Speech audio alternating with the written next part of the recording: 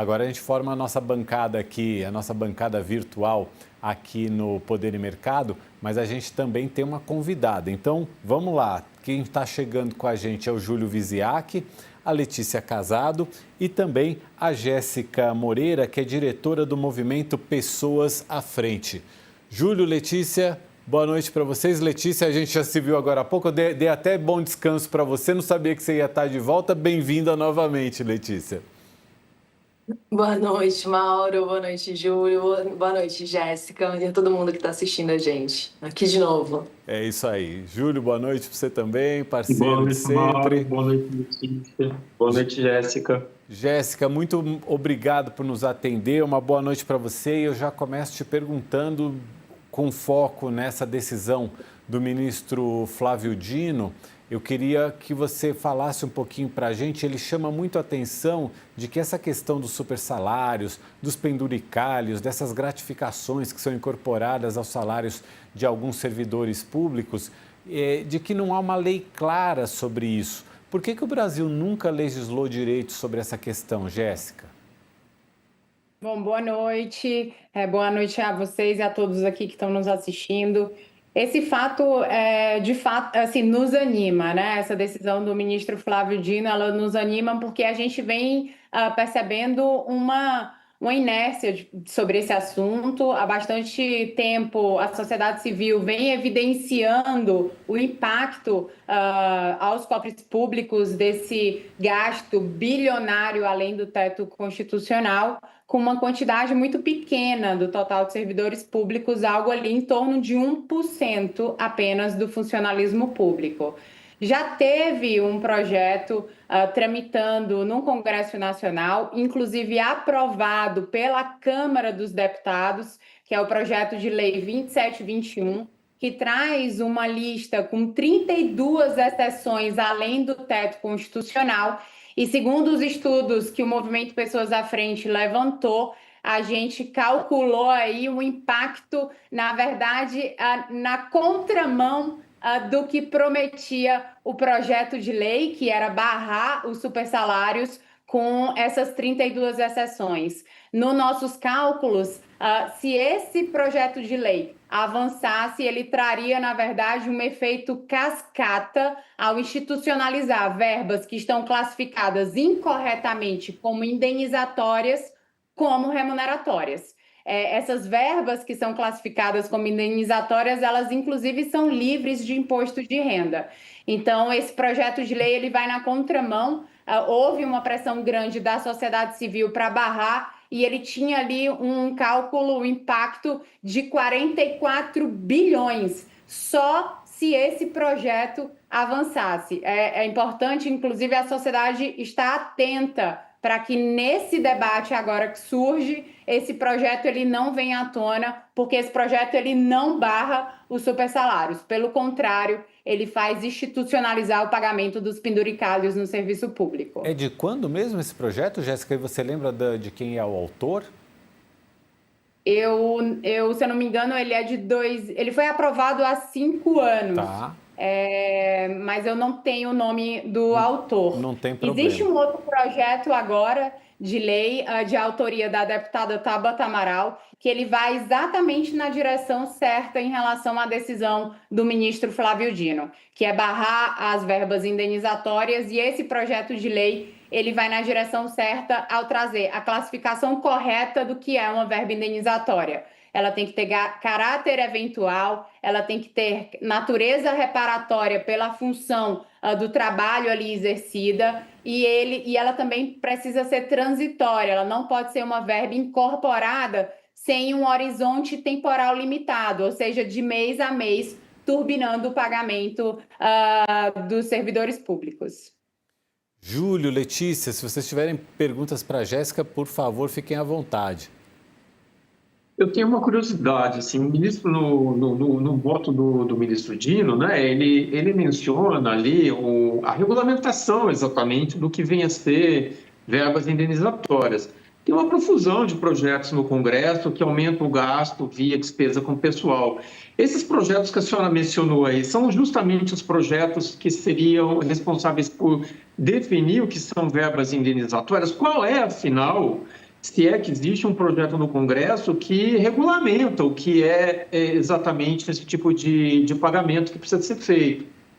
Excelente, Júlio. Então, tem sim, esse projeto de autoria da deputada Tabata Amaral foi construído, inclusive, a partir de uma nota jurídica encomendada pela sociedade civil, onde traz a classificação correta, a definição correta entre verba remuneratória e verba indenizatória. Porque os penduricalhos, eles surgem exatamente pela criação dessas verbas indenizatórias, com uma confusão desse conceito. Entre elas, a gente pode falar de auxílios como alimentação, auxílio de pagamento de plano de saúde, gratificação por exercício cumulativo de ofícios. Então, essas verbas elas vão sendo criadas em algumas carreiras e outras carreiras vão copiando também essa prática, né? Por isso que a gente fala que é uma corrida, de fato, além do teto constitucional. Vale mencionar que a PEC 38, Júlio, ela traz também essa classificação correta. A PEC ela foi apresentada no ano passado, através do grupo de trabalho liderado pelo deputado Pedro Paulo. Também teve o apoio técnico da sociedade civil em relação a esse tema. Traz a classificação correta entre verbas indenizatórias e verbas remuneratórias. E, embora a proposta seja uma proposta ampla e trate de muitos pontos, são 70 pontos, 27% do total da proposta é só sobre o combate aos supersalários e extinção de privilégios no serviço público.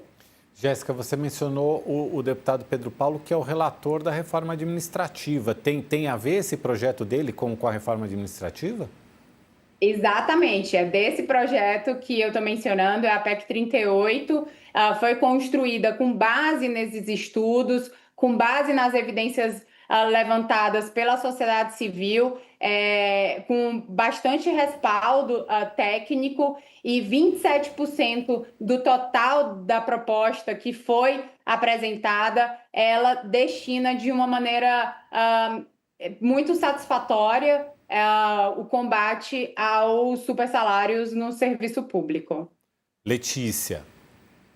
Jéssica, boa noite. A senhora no começo falou que esses penduricalhos, eles beneficiam, deixa eu ver se eu entendi certo, 1% do funcionalismo público, é isso? É tipo uma casta de funcionário público que se dá bem com todas as exceções às quais eles poucos são beneficiados. A gente tem uma noção de quanto que isso custa para os cofres públicos? E aí também, voltando naquele primeiro ponto que o Mauro falou, sobre a falta de interesse do Congresso, porque, ao meu ver, o Congresso não tem interesse em legislar sobre essa questão, que é algo que o ministro Flávio Dino apontou ali, a regulamentação nunca foi feita, mas o Congresso não tem interesse em legislar em várias outras questões que vão ficando pelo caminho, que falta regulamentação. A gente viu isso com as BEDs, a gente está vendo uma enrolação para regulamentar a reforma do imposto de renda, de um monte de coisa, reforma tributária, desculpa. Então, assim, o quanto que isso custa, eu queria ter uma ideia do quanto que isso acaba custando para o contribuinte, essa falta de interesse e esses benefícios extra-tetos e extra-tudo que uma certa casta tem. Não, excelente, Letícia. De fato, a gente está falando de uma minoria dos servidores públicos no Brasil, apenas ali concentrado algo em torno de 1%, que estão em carreiras, né, como a magistratura e membros do Ministério Público, ali que se começou, de fato, o fenômeno dos supersalários, e hoje a gente já consegue observar o governo executivo com os advogados públicos também fazendo uso, né, desses subterfúgios. Então, hoje, 9 a cada 10 magistrados, 9 a cada 10 membros do Ministério Público ganham supersalários, e é onde se concentra o maior impacto financeiro.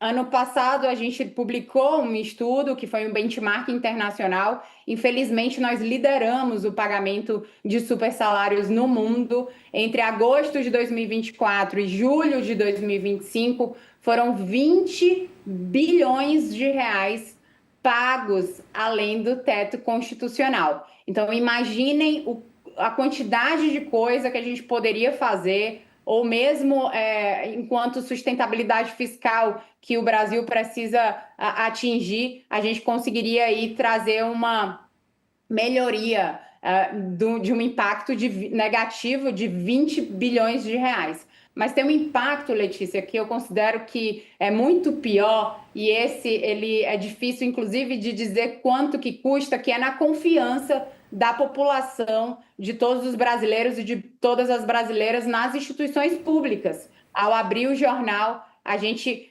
observar a quantidade, né, de notícias ruins como essa em relação a esses que deveriam defender os interesses da sociedade, conseguindo turbinar os seus salários com práticas como essa. Então, a confiança da população que está em jogo, é a legitimidade do Estado, a legitimidade e a efetividade do serviço público, onde há um grande senso de injustiça. É importante observar que a gente está falando de uma minoria e que 50% hoje dos servidores públicos ganham até R$ 3.300. É uma imensa desigualdade que há no funcionalismo. Então, projetos como esse são bem-vindos, o Brasil precisa disso e a população brasileira defende. Uma pesquisa Datafolha empreendida também no ano passado evidenciou que 93% dos brasileiros defendem uma regulamentação que resgate a autoridade do teto constitucional. Então, é a oportunidade para a gente fazer pressão e que um bom projeto exista nessa direção. Jéssica, só para o pessoal que está em casa poder dimensionar, você falou que 50% do funcionalismo público do Brasil ganha até R$ 3.500. Esses super salários são de quanto? Que valores vocês encontraram nessa pesquisa de vocês? O teto constitucional no Brasil hoje é algo em torno de R$ 46 mil.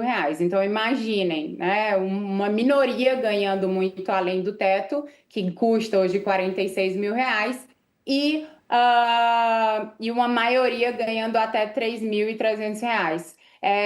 E a gente observa nos nossos estudos que a maioria ganham pelo menos 2 tetos constitucionais, né? Mas há o pagamento dos famosos retroativos. Então, se cria hoje uma verba classificada incorretamente indenizatória, se olha para trás e pede o pagamento de retroativos. Por isso que também há uma escalada de valores, uns picos de valores de pagamentos que podem chegar aí até 600 mil, 700 mil reais num só mês, o valor que um servidor dessas poucas carreiras podem receber.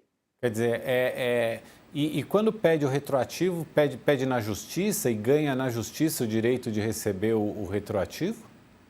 Não, muitas vezes não, infelizmente. Por ato normativo, regulamentações próprias, internas, se tomam essas decisões. E o que se espera agora é que isso não mais aconteça, que de fato precise haver ritos legislativos mais firmes e com ampla participação e discussão da população também, da sociedade civil, da população, inclusive de outros interessados, para que uma boa regulamentação exista e a gente consiga resgatar a autoridade do teto constitucional e a legitimidade do Estado brasileiro. Júlio, Letícia, fiquem à vontade também, por favor. Eu queria fazer uma pergunta. Pelos cálculos, esses 20 bilhões que vocês levantaram, dá aproximadamente 7%, se eu não fiz a conta errada aqui, 7% dos gastos com o pessoal, né? A Lei de Responsabilidade Fiscal trava em 50% da receita corrente líquida os gastos com o pessoal ali do governo federal. Pela última conta, né, do ano passado, esses gastos ficaram em 37%. 20 bilhões é muita coisa nesse valor, né? Não seria preciso, por exemplo, colocar alguma trava na própria lei de responsabilidade fiscal, já que agora esse projeto da Tabata, se for de fato levado adiante, vai definir exatamente o que é uma verba indenizatória? Porque senão você tem um espaço muito grande. Veja, de 37% a 50% é muita coisa. Esses 20 bi, eu imagino que venham crescendo ao longo dos anos. Júlio, vem crescendo mesmo ao longo dos anos. A gente começou a fazer essa medição em 2024. Em 2024, a magistratura e os membros do Ministério Público estavam ali algo em torno de 11 bilhões, e agora a gente enxerga uma escalada nessas carreiras e também nos advogados públicos, que nos últimos 5 anos já chegou aí a 4,5 bilhões de pagamentos além do teto constitucional. O grande desafio aqui, Júlio, é o entendimento entre os poderes, porque há, né, uma defesa de que os poderes precisam se resolver, e é isso que a gente observou ao longo do tempo, né, no debate. Tinha uma autonomia, tinha uma independência entre os poderes.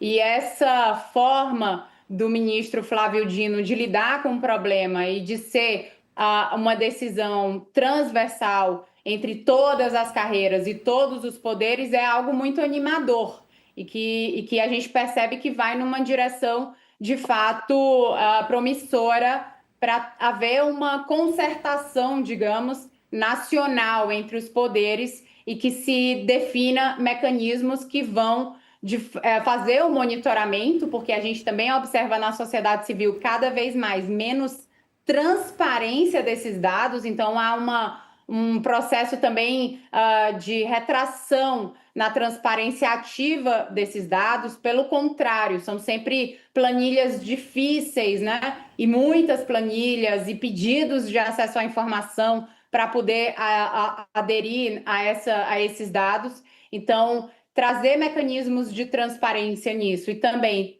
mecanismos de monitoramento e controle do que for decidido é também necessário, e isso está contemplado no projeto de lei da deputada Tabata Amaral e também no projeto que foi apresentado no âmbito da reforma administrativa.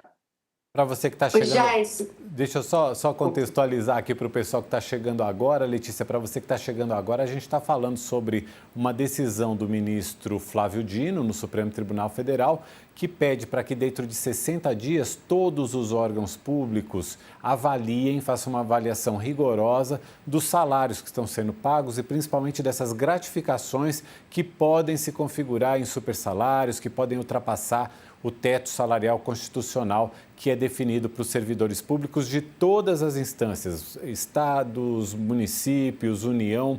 Essa decisão saiu hoje e essa decisão também determina que é uma decisão monocrática, uma decisão só do ministro Flávio Dino, mas ele solicitou que essa decisão fosse validada pelo plenário do Supremo Tribunal Federal, e a sessão do plenário já está marcada para o dia 25, ou seja, daqui a 20 dias o plenário vai votar. E aí, Letícia, mais cedo no All News a gente comentava que a hora que for para o plenário a gente vai saber quem é quem, né? Quem vota como a respeito desse tema, né?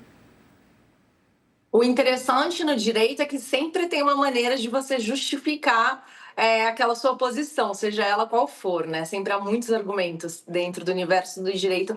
Oi, Jéssica, e vai ser bom da gente assistir como que esses argumentos vão ser colocados na mesa pelos ministros. Oi, Jéssica, pelo que vocês acompanham, como que vocês veem a possibilidade desse processo, dessa questão em relação ao fim dos penduricalhos, a restrição aos penduricalhos, né, não fim? Quais as chances que vocês veem, primeiro, disso de fato avançar? Segundo, quais são os lobbies mais fortes que existem contra qualquer tipo de projeto? Que grupo que mais faz lobby, que tem mais peso e voz? Porque, por exemplo, a reforma administrativa é um tema que eu que estou aqui há 10 anos em Brasília nunca vi avançar. Todo ano se fala em reforma administrativa e o assunto começa, tem um carnaval ali no Congresso e absolutamente nada acontece. De novo, por falta de interesse dos próprios parlamentares pressionados por grupos fortes. Como que vocês veem isso de dentro, aí, desse assunto que vocês acompanham?